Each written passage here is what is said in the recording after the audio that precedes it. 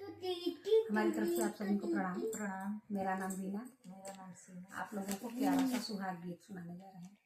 हमें पूरा विश्वास है आप लोगों को पसंद आएगा। चैनल को सब्सक्राइब करें, लाइक करें, शेयर करें। कमेंट में जरूर आप लोग बताइए कि हम लोगों का गाना आप लोगों को कैसा लगता है। बहुत बहुत धन्यवाद। रिक्वेस्ट है आप लोग पूरा आवाज करें। धन्यवाद।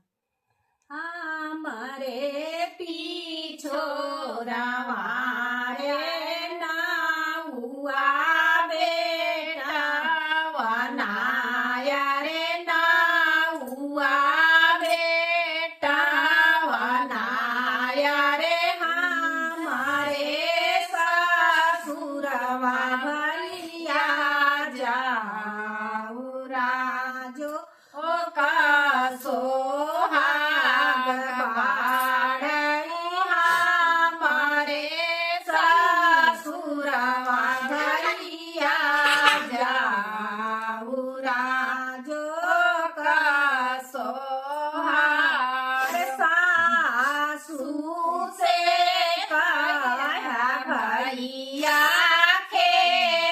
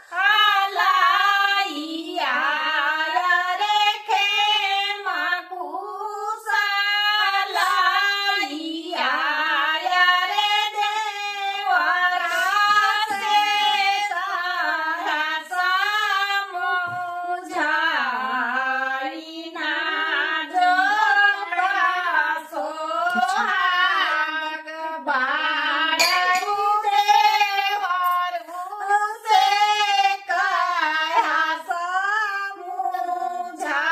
समुझाईना झिंगा चुलारिया झिनिलिया या मोर